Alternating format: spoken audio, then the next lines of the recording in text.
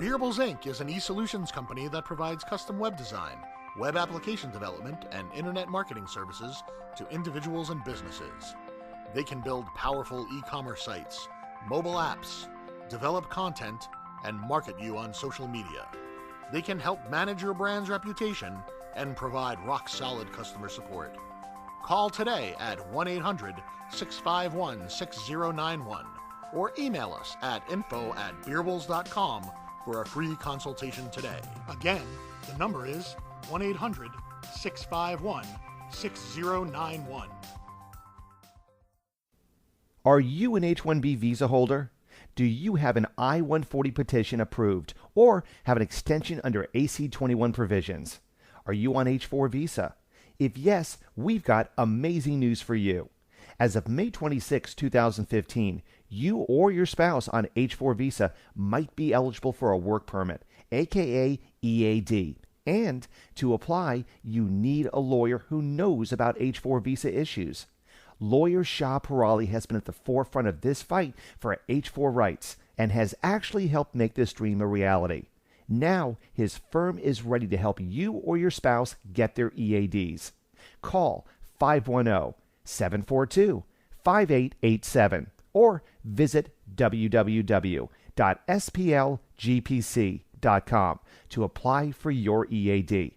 This is an advertisement. No attorney-client relationship is created by this ad.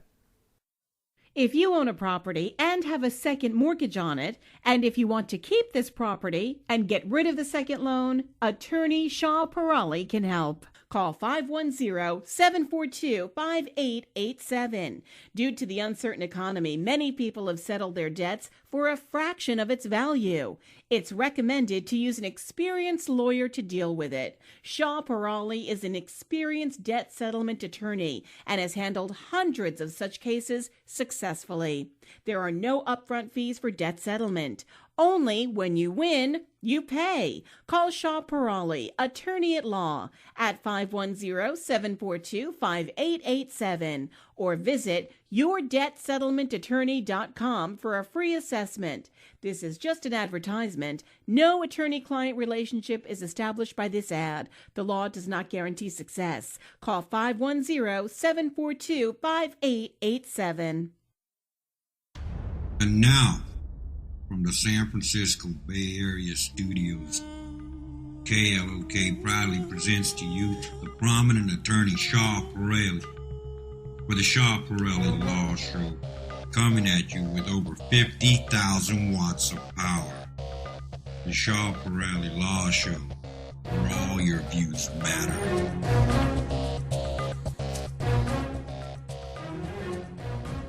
Hello everybody. Assalamu alaikum, Sastakal, Namaskar to all the listeners. Today it's April 28 and we are live on air, and we are going to talk about immigration, of course, and today I have with me on the board Franco, and thank you, Franco, for being there sharp on time and always making sure that the show goes on perfectly. So I wanted to thank him again and thank KLOK for this opportunity to discuss about immigration. We will be opening the line soon. You can call on anything when it comes to immigration at 408-912-5565, 408-912-5565. First, some H-1B news, but before I start, anything I'm telling you today, again, is for educational purposes only. You should not act or refrain to act solely on the information provided. You should contact an attorney if you have any questions. The number to our office is 510-742-5887, 510-742-5887. So to start, first of all, ladies and gentlemen, a lot of people who made it to the H-1B lottery have started getting their receipts, and I'm very proud to say I'm very happy. It seems like around almost 40% of our clients so far has made it, and we hope to get some more receipts coming in the next 2 weeks, so don't give up. In the next 2 weeks, if you don't get it, then there's a chance you didn't make it to the lottery. And I was discussing about this on Monday. What are the options? One of the options, of course, if you have an H-4 EAD, it's better to stay on your H-4 EAD. And of course, if you're on OPT, stick to your OPT. Make sure your school is good, because that's another thing that is causing problem right now. And if you are on CPT, be very careful, because they are not really liking the CPT. I think we're getting some calls already. Let me take the callers, Franco. This is Shaprai. You're live on air.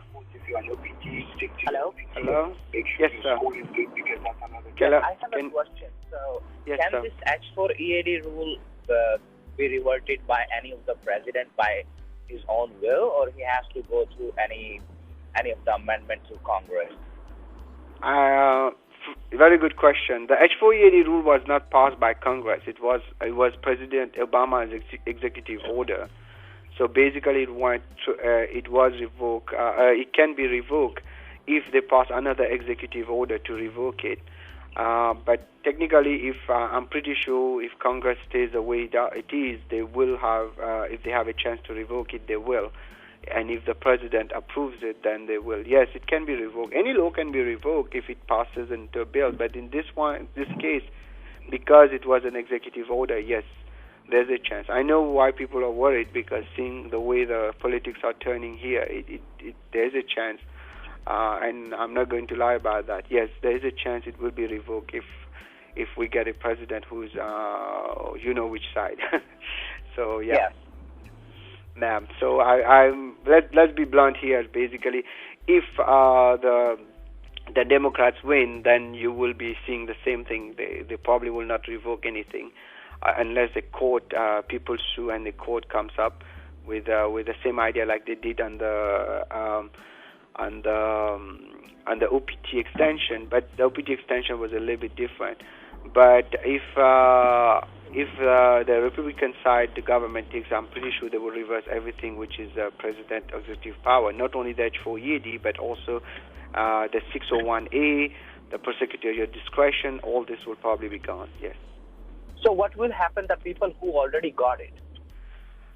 That we don't know, because it depends how they're going to make their revocation. So what happens is you will have a situation where ultimately if they might give chance to those who already have the work permit until they complete, or they might just cut it off immediately. So it all depends how they're going to revoke it. So there's no way to predict that. Oh, okay. Thank you. That's a great help. Good. Yeah. Good luck to you. Let me take another caller. This is Shaprai. You're live in here. Hi, I have a question for Shafar Ali. Yeah, this is Shah. You're live in here. Hi, good morning. So my question here is, while my H-1B is filed for 2017 from California as in regular processing, but as you said, we need to wait for 2 more weeks to see the results, whether it is picked up on lottery or not. So in the same time, can a different employer file the B1 visa for a short visit? Yes, technically yes. There's no rule because the H1 has not kicked in. But the B1 visa is very tricky. You have to be careful how you use it. If you already file an H1B, it's on the record, and you file a B1, they might believe that this person is coming to the U.S. to work. However, there's a special B1 that can be used for that. It's called B1 in lieu on an H1. So you can try to use that one. That one allows you to work in the United States without getting paid here, and it's a short-term period, at least for 6 months. But there is an option. It's called B1 in lieu of an H1. This was a very good program, actually, until I think 2010 or 11, when basically one big company kind of abused it, and they kind of put a hold on it, but it's still there, the program. But if someone is just coming for something like a conference and just to meet, they might be able to use the regular B1. But to come and work, then you have to use a B1 in lieu of a H1.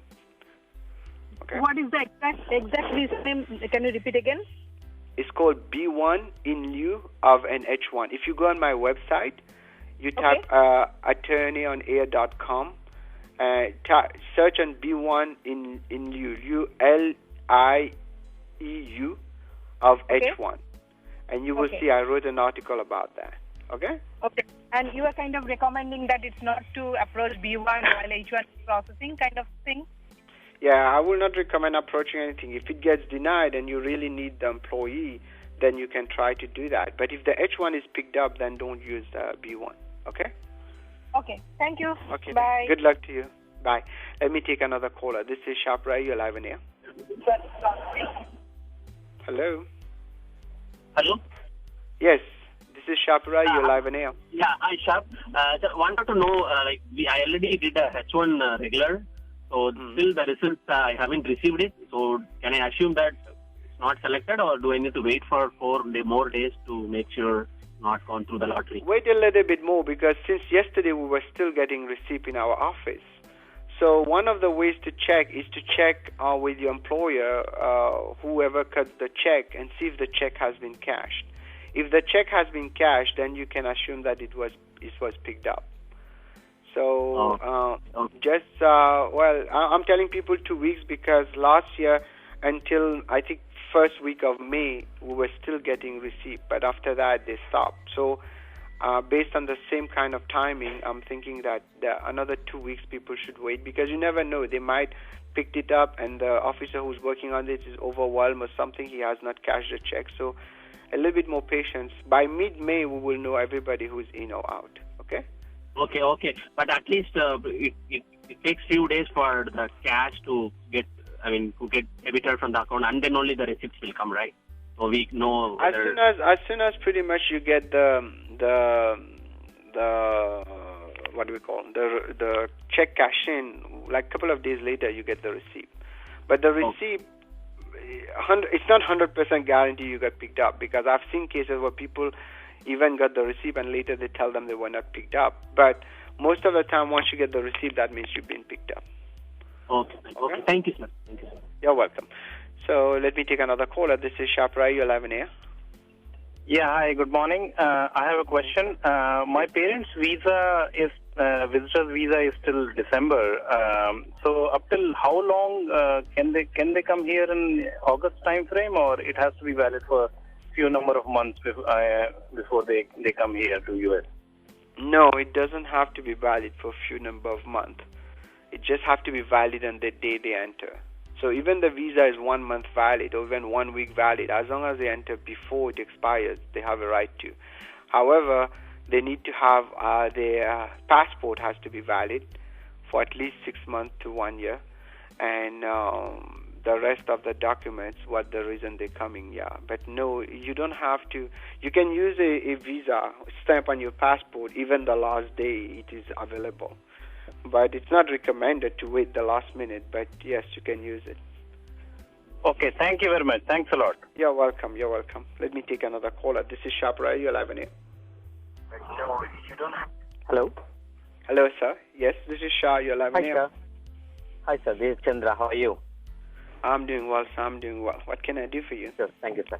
Yeah, one of my friend has a question about, he's working with the ABC company, sir, and due to bench time, he's looking for other companies, and he got a job in XYZ, and he's transferred his H1 also. But in the meantime, he got a job again back in the ABC company, and the XYZ company is kind of saying, you already did your transfer with us, and the transfer is complete, and you should come with us, otherwise we revoke and you have to go back to the country. So he was kind of in dilemma, is it something, is it doing right or something? Not really. It was an H1B, right? So, yes, sir. So he got H1B with ABC, and then he moved to XYZ, right? He didn't really move. So he applied and he just kind of the transfer is complete, but he didn't join the XYZ. He's still with ABC. But he stayed with ABC. No, he doesn't have to join. No, he doesn't have to. That's not true. You can elect which one you want to. As long as ABC has not cancelled his H1B, he can work with ABC and ignore XYZ. But the approval happened, so the transfer is happened in XYZ. So because you have a right to elect it. As long as you continue working with ABC, and it's done properly, you should be able to continue with ABC, unless ABC cancel the H1B. So transfer doesn't mean you have to move. If you move already before the transfer, like for example under AC21, you can move portability provision. You can move from the company as soon as you apply with XYZ, right? So if you have moved, then ABC cancels the H1. Then you cannot stay with ABC. But in this case, since he has not moved, he has a right to elect which one he wants to work with. That means elect means decide. So as long as he doesn't move with B, he's fine. XYZ, he's fine. He's technically fine. He should be able to continue with ABC. But ultimately, those cases, it's good to kind of evaluate all the details, because sometimes people make mistakes they don't know, and make sure that it is. So tell them to give me a call. I can evaluate. But technically, no, he doesn't have to move with B. Okay? Sure, XYZ. I mean XYZ. He doesn't have to. I'm kind of confused. I'm calling company A and B. Okay? Go ahead. Okay. Thank you very much. You're welcome. Let me take another caller. This is Shapurai. You're live on air. Yeah, hi, Mr. Shah. Thanks for taking my call. This is Rajesh from San Jose. My question was actually regarding EB1C category. I-140 was approved almost 4 weeks back, but my attorney keeps on saying that they have not received the approval notice. So I wanted to know generally how much time does it take since the website updates and then the attorney gets the approval notice. Hold on a second. You said the EB1C was approved? I-140, yeah. Okay. Did they file the adjustment of status for you? No, not yet. It was not concurrent filing. It was just I-140 approved. Okay. Then when did it get approved? It was approved almost 3 weeks back. It has been more than 3 weeks since the wait a little bit. You should get the receipt, unless the company is kind of holding a little bit on it. But technically, you can use just the online receipt and file the adjustment of status. You don't need to wait for the I-140 approval. So generally, how much time does it take for the approval notice to arrive from USCIS? Most of the time, in 2 weeks, you get it. But recently, they've been messing up their system, and they've been kind of delayed. I've received receipts sometimes 2 months later. But you need to double check with them. You can call the USCIS. Well, you cannot call. Your company can call. But if your company is willing to file your I-485 right now, which you should be filing now, then you can go ahead and file it from the online receipt. Understood. Okay. Okay. Good luck to you. Yeah, congratulations. Let me take another caller. This is Shaprali. You are live on air. Good morning, Shah. This is Raj here. All right. I have a quick question. So I'm here on a H1 visa, and my visa is valid till November this year, and my company will be filing for extension sometime, say in June, July, and I think I'll also be getting I-797 on paper along with an extended I-94. So my question is, if I go out of the country for vacation, say to Canada or Mexico in the month of August or September after I have my visa extended, and I come back within the same month, say by September, what will happen? Like, will they give me a new I-94 later than November, or is it advisable to go for vacation around that time? I'm a little bit confused with your question. You're filing an extension, and the extension will be pending, and you're going on vacation? Assume that the extension gets approved, and let's say that extension, I get an extension for another 3 years. Mm-hmm. And then after I get the extension, I will have the visa only on paper, right? I won't have it stamped on my passport. Mm-hmm. Yeah, okay, there are two ways right there. If you have a stamp on your passport, you can use the stamp. But if you're going for a short-term vacation, which is less than 30 days, and you're going to Mexico or Canada or some islands, certain islands that are listed, you can do what we call an automatic I-94 revalidation. And that means they will just, at the border, they will just revalidate the same time which is on your I-94. Now, if you have a stamp on your passport, the stamp of the passport, even if it is valid for 1 month, you will still get your full time usually on your I-94, unless your passport is expiring before that. But technically, you will get the same. Same as a new approved visa, right? No. The visa is a stamp on your passport. The I-94 is something else, right? Even the visa is for 1 month, for example, left, and you're coming back. They usually have to go by the I-94 and give you all this time. Okay, I got it. Yeah, so it's a different rule. For visa is just to get you to the airport.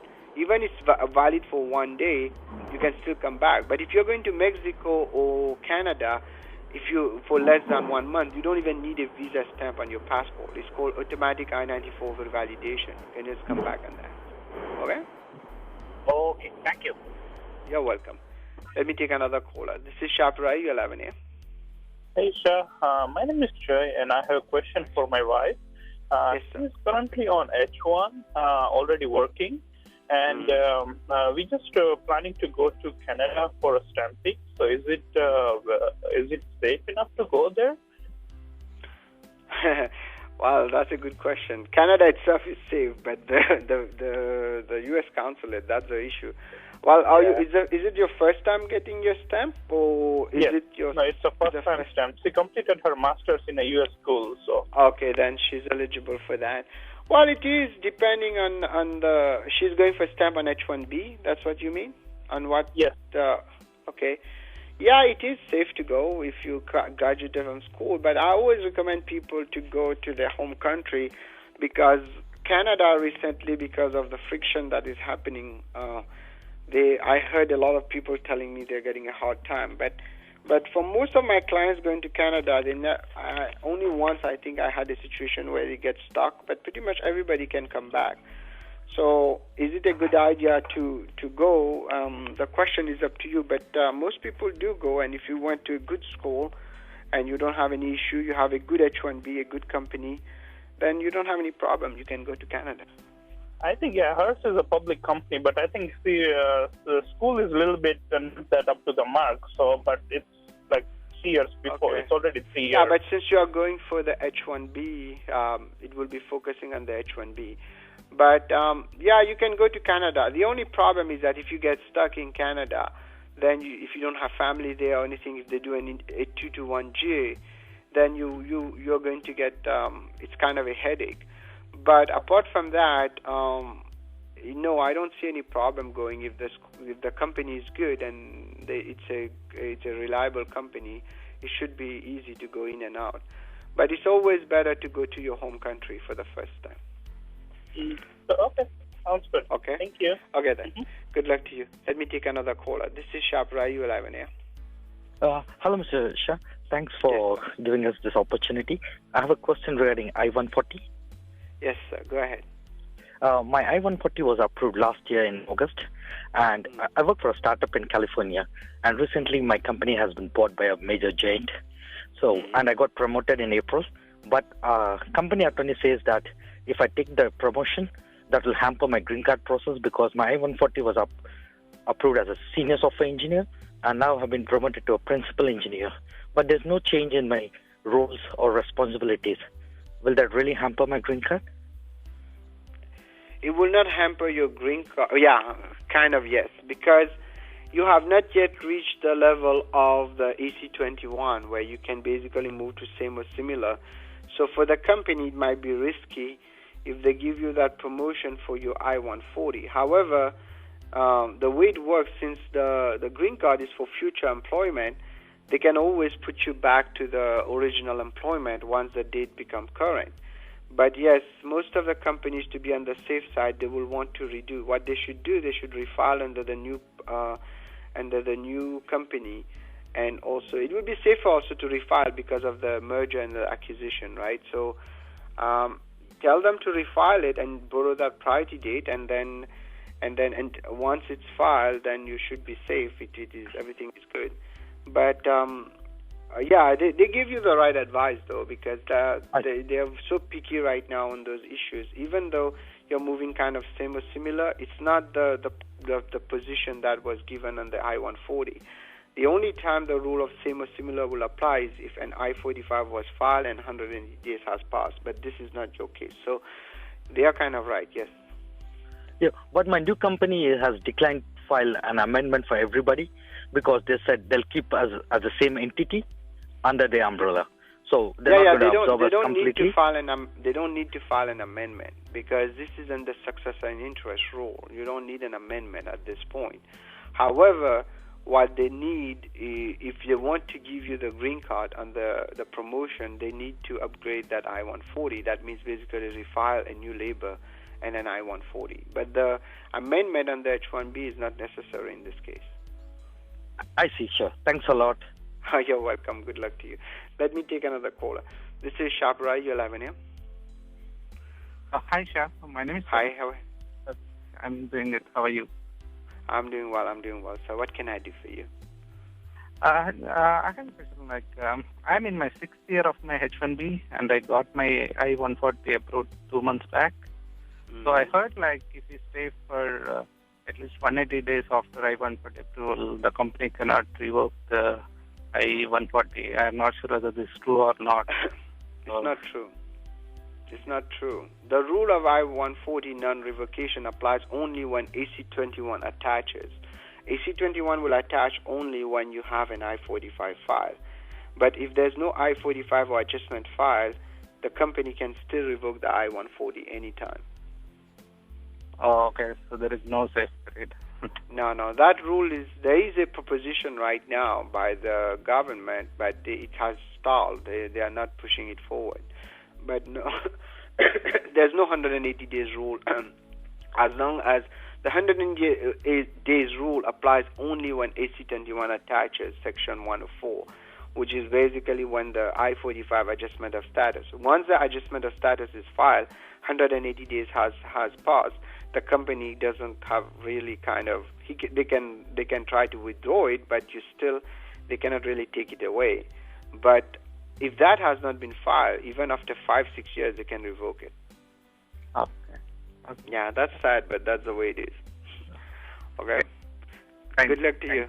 And if you need help before you move, don't make any sudden move because that can be risky. Give me a call. I'll analyze your case and tell you how to move. 510-742-5887. Okay? Good luck to you. Let me take another caller. This is Shaprai. You're live in here. Hey, good morning, Shah. This is Ujjwal. I have a question regarding B2 visa. I'm not sure this is the correct question for you. There is an issue with I'm applying for my parents' B2 visa, and the thing is, my parent there is a cultural variations in the name. So my father's name in my passport is with the extra letter, that is Rao, and my mother's in my mother's passport too. So do I need to do some affidavit for this while applying visa? You don't need an affidavit, but it's good to have it and disclose all the names when you apply. So the way you do that, you say other names used, and you use this as if it is another name. But let's say there was a variation in all the application. They don't make a big fuss about those because they know back in the days the record was not very clean. But that should not be a reason for denial. But to be on the safe side, you don't need an affidavit, but if you want to do an affidavit, it's good. But what you need to do is mention all the combinations of names. Okay?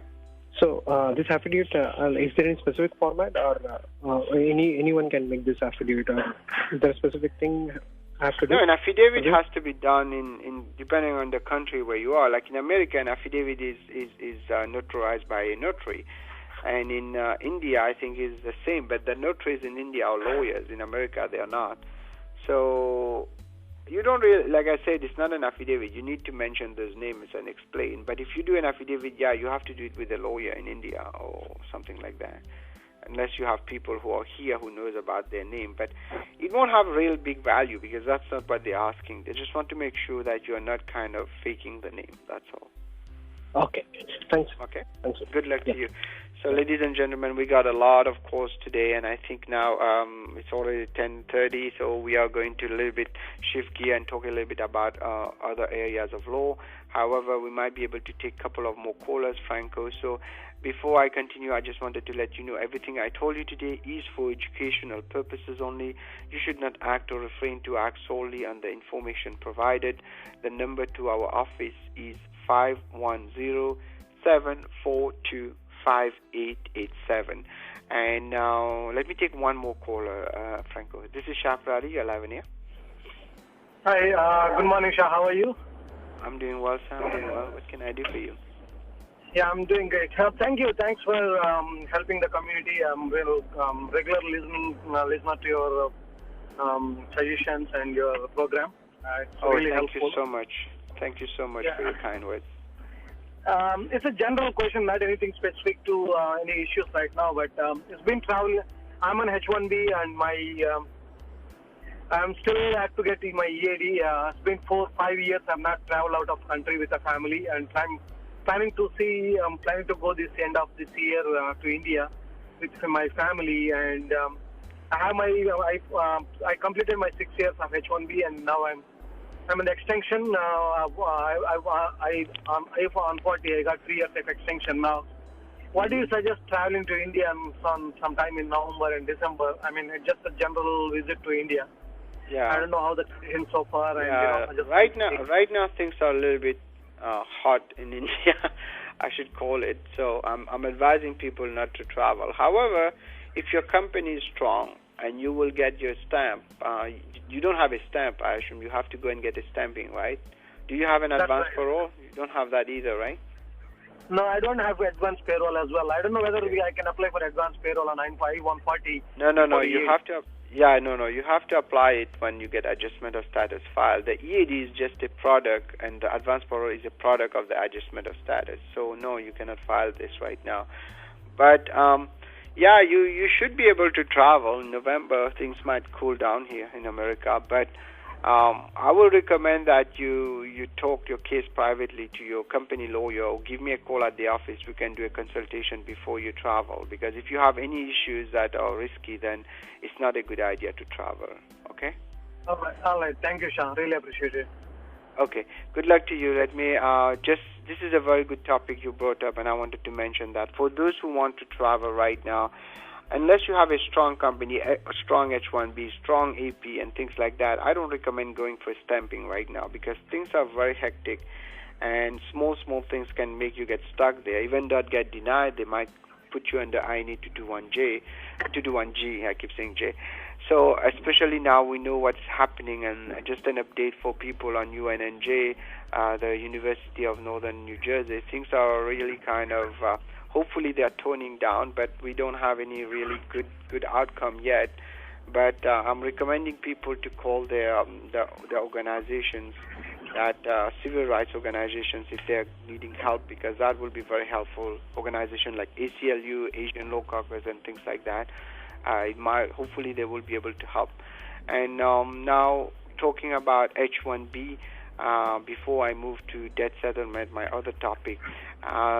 If you are an employer, you got to be very careful on that. So I recommend that you whenever you're hiring people, you make sure you're compliant with everything, including the LCA, the amendment. There are no cut corners when it comes to H1B. Many times I'll speak to employers, they will follow the policy of the ostrich. They will try to bury their head in the sand, hoping that things are going to be okay, but it's not going to be okay. Look what happened yesterday. A couple was charged of $20 million of fine. A couple is being charged in Virginia for H-1B fraud, stating that they brought 800 people here on H-1B, etc. So you don't want to be in that position. So make sure you're compliant. And to be compliant, for one, make sure you have a real lawyer by your side, because that's another thing that is busting a lot of people right now. They use those lawyers who are not really lawyers doing their cases, and then the lawyer cannot really help them, in fact, because they are not lawyers. They themselves trying to save their own skin because they were not supposed to do those cases.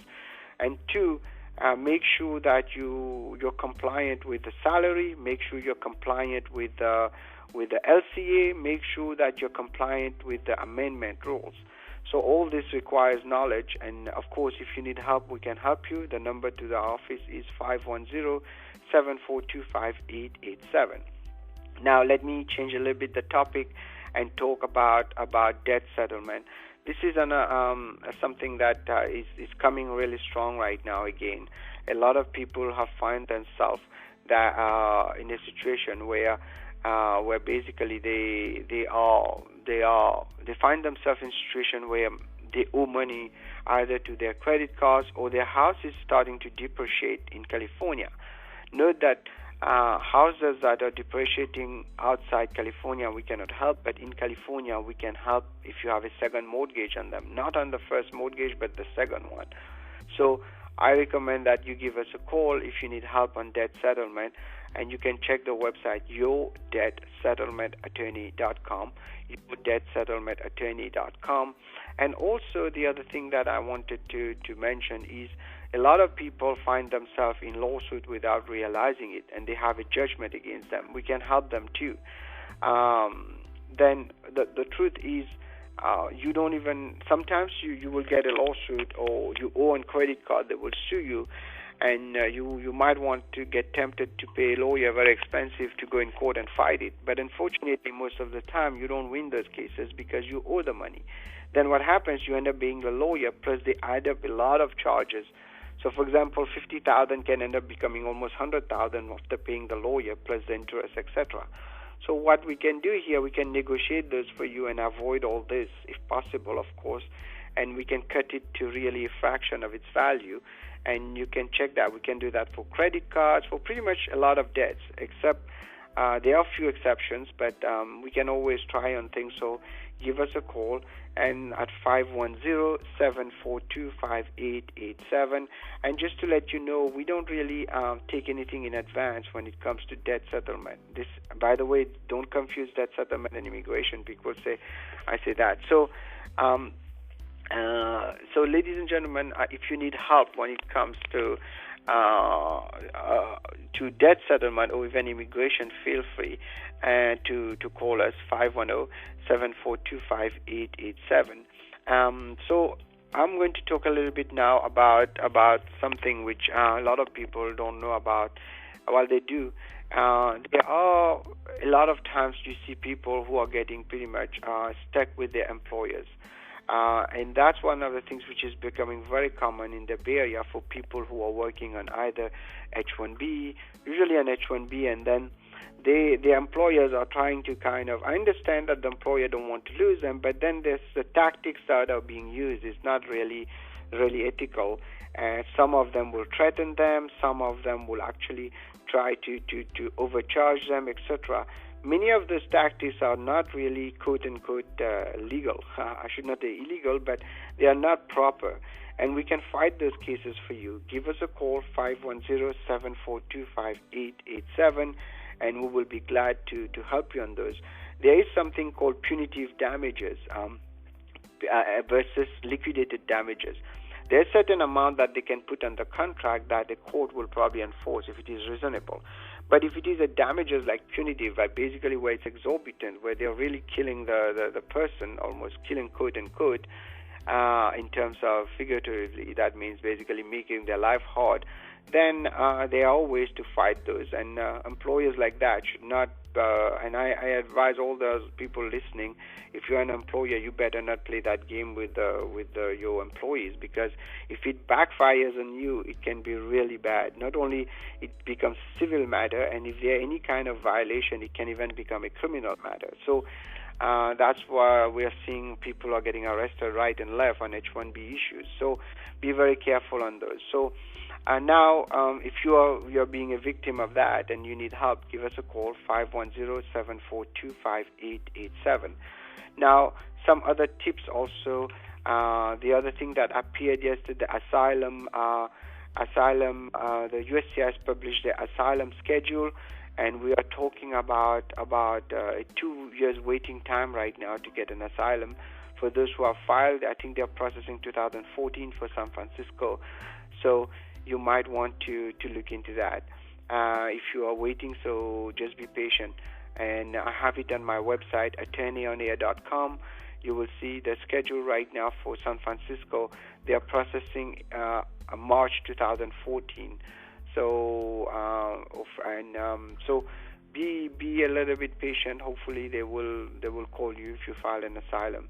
And also the other news that I wanted to bring is we are working on few things to help make things easy for the community. One of them is called Imilo Help, and that I will give you more details, and hopefully you will be able to use that. And there's another thing that just came out yesterday. for those people who are affected by earthquakes and also disasters.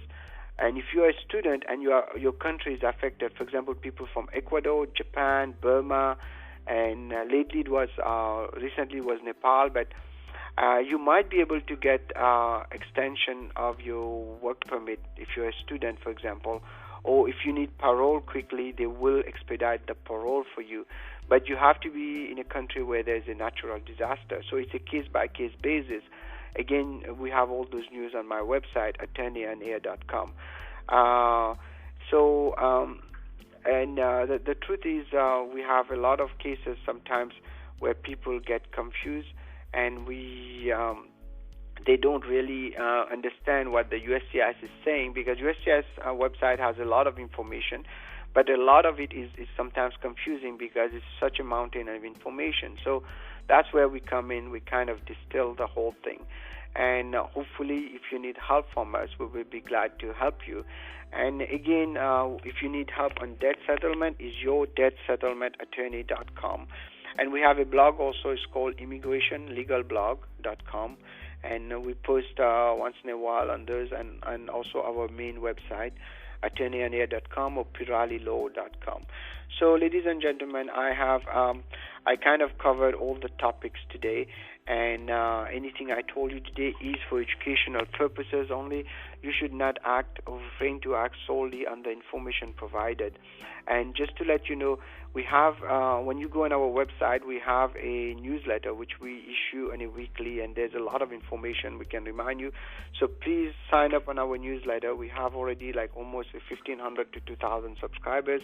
I don't know exactly, but we will be glad to share with you our knowledge, our information, and help you. So thank you for listening, and I think Amit is there. Amit, are you there?